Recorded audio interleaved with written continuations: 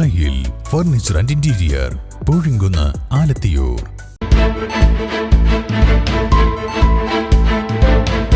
നമസ്കാരം, ന്യൂസ് ക്യാപ്സൂളിലേക്ക് സ്വാഗതം. പവൻ ഗോൾ തിരൂർ.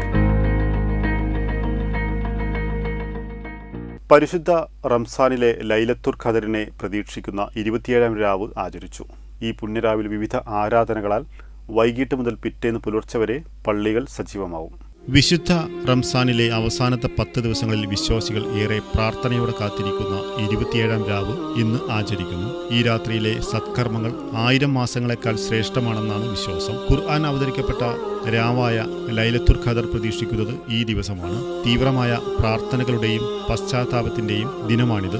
റമദാനിലെ ആദ്യത്തെ 10 ദിവസങ്ങളിലെ വ്രതങ്ങളിലൂടെ അല്ലാഹുവിന്റെ കാരുണ്യവും പാപമോചനവും തേടി അവസാനത്തെ 10ലെ 27ാം രാവിന്റെ പ്രാർത്ഥനയിലൂടെ വിശ്വാസിക്ക് നരകമോചനം പ്രതീക്ഷിക്കാം. ഉറക്കമൊഴിഞ്ഞ് പ്രാർത്ഥനയിൽ മുഴുകുകയാണ് വിശ്വാസികൾ. ന്യൂസ് തിരൂർ. എന്റെ ഇഷ്ടങ്ങൾ എന്റെ ഫാമിലിക്ക് അറിയാം. Family wedding centre.